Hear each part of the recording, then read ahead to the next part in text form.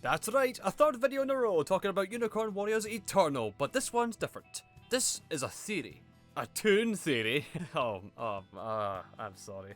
I had to make the joke, I had to. Anyway, Unicorn— Oh, you're tackling the subjects of speculations. Do you believe that you can articulate a discussion of high intelligence? Persuade minds to your strings of connected pieces of evidence as you create your puzzle that is an idea?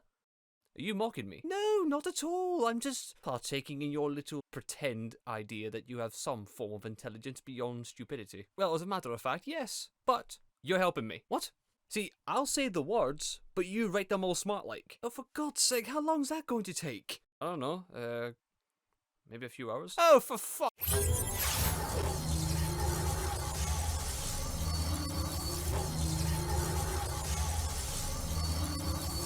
Unicorn Warriors Eternal. A group of warriors who are fighting a great evil. Edred, the warrior elf. Seng, the celestial monk.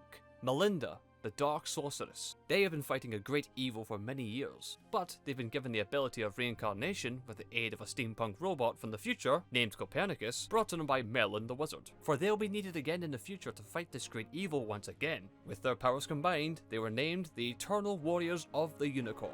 Throughout all of time, new incarnations would be chosen to be reawakened as the warriors from before, to stop the same evil once more.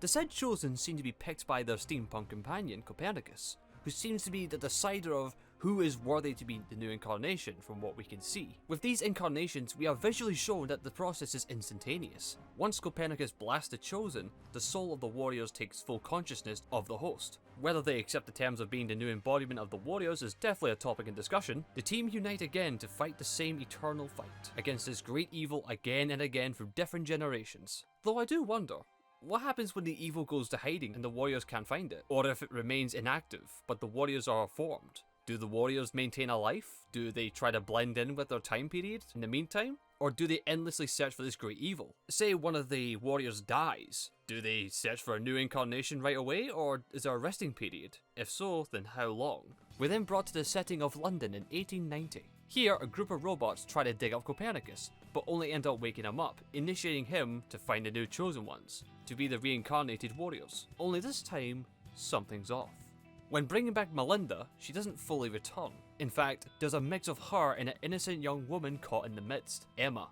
Being conflicted with her new powers, with Melinda trying to claim control of the vessel, the transfer was not in sync. Their souls are intertwined, their memories are being mixed around. They're not too sure who's who. This is a huge identity crisis. There's Melinda and Emma struggling for control and who's in charge, and not to mention the memories are clashing, and also Emma's emotions and Melinda's powers are not a good mix. Then when bringing back Seng, he seems more intuitive to the change, but instead of him taking the helm, he allows Alfie control and leaves them to figure things out. But there's something he says that triggered my smooth brain.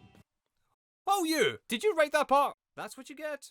Eventually, you will understand. The future has been altered, but there's still time. He says this as though he knows something, like he sensed some shift in the flow of time with the abrupt change to plans. Instead of trying to bring it back to course, he instead lets things play out, as though he had seen this very shift go according to the grand plan overall. That plan being? Well, it's still very early to say for now. But then we have the catalyst to this shift, the fox. It seems we've caused the very thing we tried to prevent. Unicorn has awakened once more. She tried to prevent the warriors awakening, but doing so only created the point of events in action. But for Copernicus, he was woken too early, therefore going ahead with the mission but under early pretenses, because he wasn't supposed to be awake yet. I mean, why else was he underground? Waiting for the right moment in time to recruit the true worthy.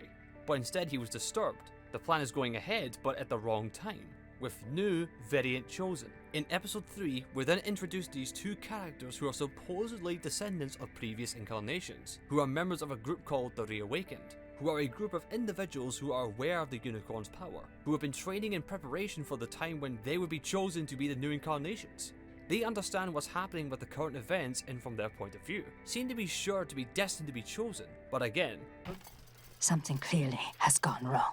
one small shift from the order of things that extended to the matter of events that we're seeing right now. Also, a small side theory. I have a little voice wondering about the spiritual statuses of the warriors, Emma being the most hit with the identity crisis, as she and Melinda are intertwined, while Edred, who is in full control of Dimitri, he seems to be fully reincarnated, but Seng or Alfie is a middle ground. It's all in the voices. Emma still sounds like herself, not as Melinda. Edred sounds like Edred, not Dimitri. So it's to assume that the reincarnation was successful. Well, for the most part. But Seng speaks with Alfie's voice. Now maybe it's just because it'd be odd to hear Seng's voice coming out of Alfie, but here's something else. Eventually, you will understand. I must go. If Seng is in control, where did he go? And why? Almost like handing the full mantle of Celestial Monk to Alfie. Because in a way, they are still one, but not in the traditional way of reincarnation, but rather as handing the control to a new soul. Alfie.